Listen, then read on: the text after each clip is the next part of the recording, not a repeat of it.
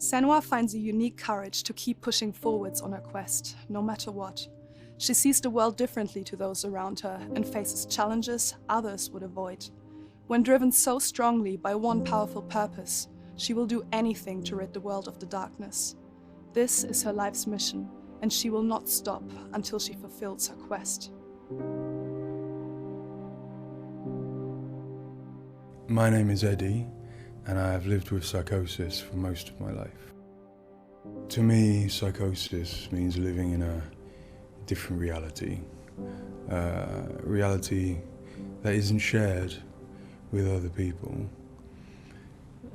Often living with psychosis is dark and miserable. While experiencing psychosis, I've got to hear the voice of God, the opposite, seen and spoken with angels, and been to hell itself. Recovery College and peer support really did turn my life around. I thought I would never get better, and yet here I am.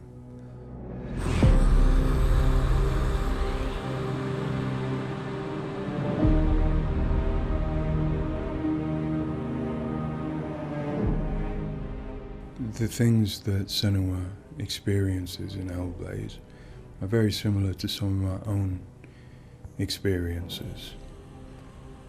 She lives in a reality that other people might find hard to understand. She sees significance in symbols, in meeting people, in all sorts of things that are going on around her. Senua is experiencing an altered state of reality which would be very hard to understand without having experienced it yourself or playing Hellblade. Lost soul who fought through hell to find us. You were lost. Not anymore. Are you ready for what you will find here? It's difficult saying that it's an illness, that it's not real. Of course, to me, it is. And of course, to Senua, it is. And that's what's driving her to do these amazing feats of courage, to overcome pain and exhaustion, to do what she knows she must. All the fear, everything I've seen, everything I've done has led me to this place. We've come so far, not far enough. Say it. You are ready. Tell them. In Senua's saga Hellblade 2, we tell the second part of the story of Senua, a Celtic warrior who, like Eddie, has experiences of psychosis, seeing the world in a unique way and existing in a reality unshared by others. At a surface level, this manifests for Senua in seeing things that others don't, hearing things that others don't, and having unique beliefs about the world. My name's Paul Fletcher. I'm a psychiatrist and a professor of neuroscience at the University of Cambridge, and I've been working with the Ninja Theory team on Hellblade and other projects for several years now. I am a clinical doctor, but have also added research and teaching to my role. And in all three areas, I'm especially interested in the human brain and how it strives to make sense of the world, which is complex and changing all the time. The lake, like a mirror. You can see the reflection. Senua, like many people, experiences psychosis. Now, psychosis is not a diagnosis, although it is associated with a number of medical and psychiatric conditions. But ultimately, it's a loose description of a shift in one's experience of reality. What are you doing? Screams of the dead. There's something here. They are not. I need to find out what it is. They are. A person with psychosis might experience changes in their perceptions and their beliefs. For example, they might see or hear things that other people can't. and they might come to believe things that are quite uncharacteristic for them. For example, they might feel that somebody, perhaps somebody even very close to them, is intent on trying to harm them. Now, it's very important to remember that this is not just a vague feeling or an imagination. To the person, it feels like their reality, just as everything around me feels like my reality to me. I, like many people, feel that in order to even begin to understand psychosis, we have to start with thinking about how the brain works in general, how it makes sense of the world around it. And when we do that, we're repeatedly confronted with evidence that actually it doesn't just rely on the evidence of our senses, but it actually relies on what it already knows, on its predictions, its anticipations, and its expectations. Your voices. Now that might seem like a defect. After all, why would we want to rely on what we already know rather than what the world is telling us? But if we did act simply as passive receivers, we would be completely swamped. We'd be like a newborn infant trying to make sense of the colours and shapes without any way of having a framework to try and understand those colours and shapes.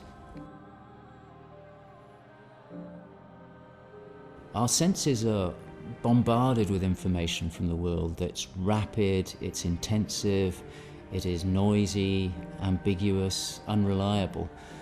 And if we were to try and make sense of that without imposing patterns and expectations, then it would be like trying to assemble a multi-dimensional jigsaw without knowing what the picture was on the box. Many of us think that the brain ultimately is an organ that makes predictions. It craves patterns and associations in order to make sense of the world. And without that, we are confronted with a feeling of uncertainty, of anxiety, of distress, even of fear. They're calling. Something is drawing near. Where do these predictions come from? Many of them are actually embedded in the structure of our brain, probably wired there by evolution. Many of them come from our earliest experiences as babies, trying to make sense of this new world that we're born into. Many come from our early childhood experiences, from what we learn from others and how we interact with others, from our parents, our teachers, our friends.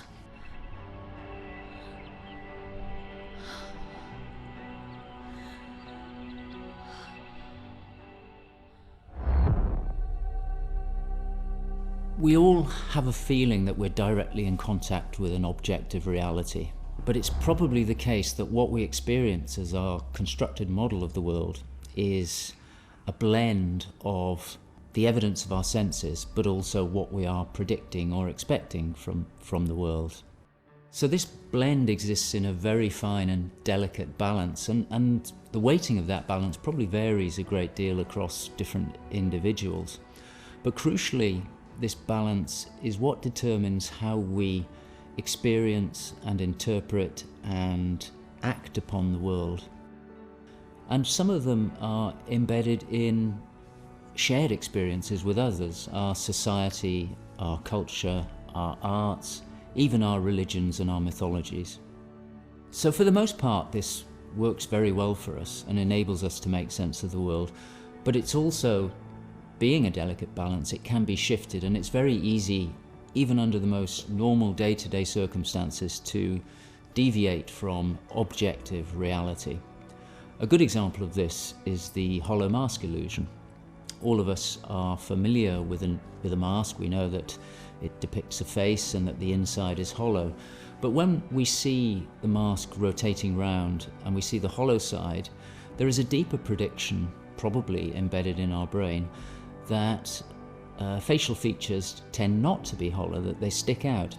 And this deeper prediction can override our knowledge that the mask is hollow and make us actually perceive the face as sticking out at us. Despite what we know, the deeper predictions will override this. So for me and many in my field, perceptual illusions like this, which are very common, are really interesting because they tell us something fundamentally about how the brain is making sense of reality using its predictions. But more than that, for me, it's very interesting because it begins to give us a sense of how psychosis might begin to emerge. Psychosis is this experience of an altered internal construction of one's reality. And it seems feasible that this is dependent upon this balance I've talked about between predictions and evidence. And it is probably the case that some people tend to weight their predictions more heavily. This, in many circumstances, is advantageous because it means that they can discern patterns and associations that perhaps other people can't. But if that balance was shifted further by different circumstances, then it may well be that they begin to construct a reality that doesn't accord with the world around them.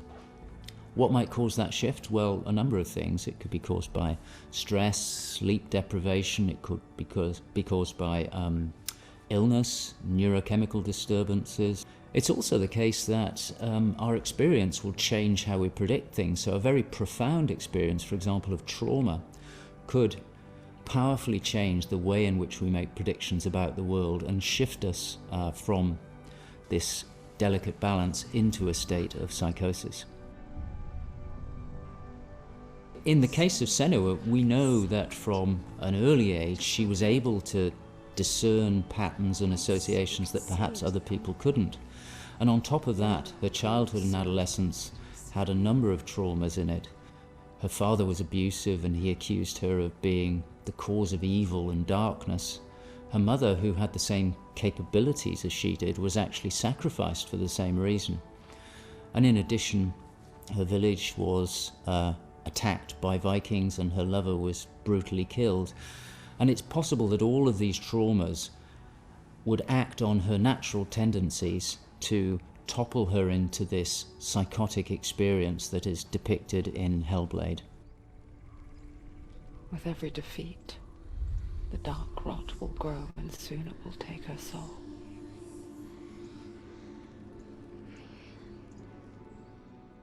In Hellblade: Senua's Sacrifice, we find Senua discovering and understanding her experiences. They're relatively new to her, and the pain and torment feels at its most acute. Having travelled to a new place, with a mind full of her trauma and truth stories of the Vikings, she embarks on a journey of coming to terms with what has happened in her life. Ultimately, rather than finding the unachievable certainty of rescuing Dillion, she achieves certainty in the realization that Dillion is gone forever. She learns to accept his death, and in turn, her experiences of psychosis. Even in darkness, the wonder and the beauty of this world never leaves us. It is always there, waiting to... In Senua's Saga, we find Senua at a different place on her physical and mental journey. Empowered with the sense that she has overcome her own darkness, she's now compelled to follow a new quest, to save her people from that same darkness. You smell their fear. He's here. Death is coming. Look at the bones. Death is coming. Look at the bones. That's going to be you. That's going to be everyone. In Sacrifice, Senua's psychosis is acute and all-consuming. She is preoccupied and absorbed by her experiences. To some extent, she is enveloped and enslaved by the darkness.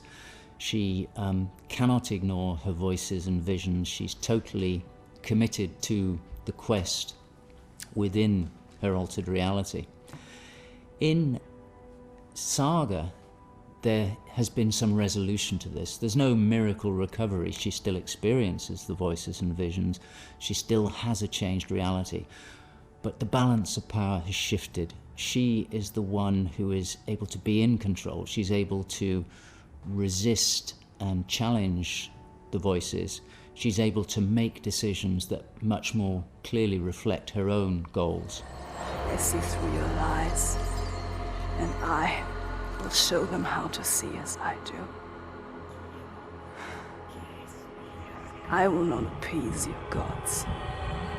I will destroy them. And in addition, in Saga, she is able to encompass the reality of others. She sees them for the constructions that they are, and she is able to interact with them. And I think that's a very powerful change and a very important area to explore. They have lost everything. In Saga, we've had the opportunity to explore the next phase of Senua's mental health journey. One where she's come to a place of understanding, but where she and us as creators have new challenges to overcome. Where Senua's belief system will clash with that of others. Her experiences will play out in the presence of people who don't share her perspective. And where she feels a new sense of power in being chosen for the quest, but also a new weakness, bowing underneath the weight of responsibility that sits on her shoulders. Wait.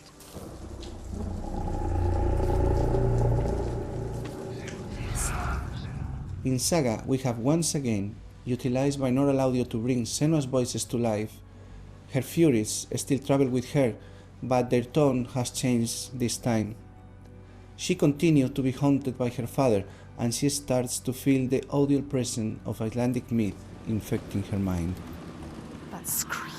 That voice. Something dark, Senua. You need to go up there. Don't let them see you coming. You need to find out. Don't let the monsters find you. You can do this, Senua. To hear the world as Senua does, we spend time with people with lived experiences of psychosis, and also with Paul Fletcher. This made a strong basis of what it is to hear voices, what they say, how they sound, how they change or react to external stimulus. And this paired with all we learned from the first game, Hellblade: Senua's Sacrifice, led us to create Senua's own sonic version of reality. To me, it's a privilege to sit in a room to play our game, and as we progress, hear their comments, thoughts and suggestions. Each one provides a different perspective, and I find especially inspiring and humbling to hear from Eddie his own experiences. Especially, I find he has a way of putting very complex emotions, situations, in a very simple yet poetic way, and it's really inspiring for me when I'm thinking in Senua's journey. We use binaural audio to bring 3D space in the headphones. This allows to experience the voice hearing and other sounds with a physical sense. Also extremely important is the performance of the voices, and for that we have been collaborating with Helen and Abby, our Furies. They are the most prominent voices of Senua. The way we perform is important as well, allowing for freedom, movement, creative input from Helen and Abby, and also important to have with them conversation and spend time talking about the journey of our character.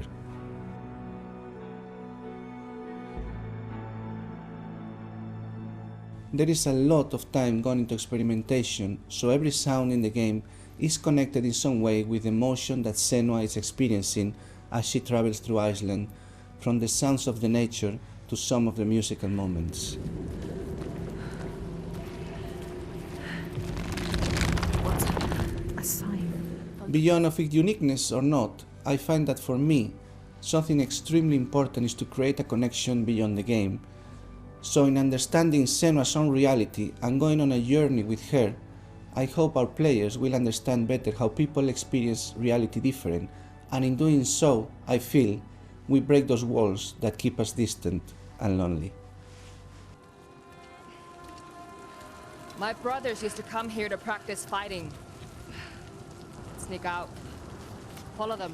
For Saga, in order to bring Senua's experiences of hallucinations to life, it was very important for us to listen to people's real lived experiences. It was then a case of thinking about how Senua's world and reality might look when faced with these types of examples. This would have been impossible without Paul Fletcher and amazing people like Eddie and Kathy, who've been so open and honest about what they have been and do go through on a day-to-day basis. I think it takes real strength to be able to talk about such personal things to a new group of people. On the visual side, we have lent into things like repeating fractal geometry shapes, cymatic patterns, with lighting and post-processing changes to all help reflect the current feelings of Senua. And hopefully, when combined with the audio and gameplay, the player will get a sense of what we are aiming to achieve. just like before. No, this cannot happen again. You couldn't do anything. We have to stop it happening. Face it. You need to face it. Focus. You need to look at it. In Sacrifice, we saw a story of Senua's suffering at the hands of her experiences. In Saga, we're telling a more nuanced story of the next step on her journey. One where she has found a greater balance, but where her experiences are just as strong. Where rather than being a victim to her experiences of psychosis, she is driven by them on a path that only she sees. Bringing sin with you. The gods cannot be killed. One thing that I find very exciting in Saga is that there's an attempt to explore something that is really neglected in my field, which is the experience of a dual reality that some people have. People who have had Senua's types of experience have spoken to me about this feeling that they have their own reality, but they also recognize the reality that others experience, and it can be very confusing, it can be disorientating. And it's exciting to me that the game contains an explicit attempt to portray this experience of dual realities, and I think it'll be very interesting to see how people respond to that. It's amazing what has been done and what's been portrayed. I think it's really difficult to turn words into what other people might be seeing, but I think I'm always blown away by what Ninja Theory come up with for their games, and I'm really stunned at the quality of, you know, the things that she sees and the sounds of the voices that she has. I think they're pretty realistic. She's getting closer. Yes, she can feel it. I hope that the game will help people who maybe don't understand psychosis or don't know very much about it to start with. I think by experiencing some of what they will do in the game, I think it brings to life a little bit of what it's like to have psychosis, and I think hopefully people will learn from it. Now I'm working as a peer support worker, and what that means is that I, in my case, in the job that I have in my role, it means that I go to see my people, to see my peers. We talk about how things have been. The way that Hellblade has captured the experience of psychosis is nothing like I've ever seen before in terms of its realism, in terms of its fairness to people like me.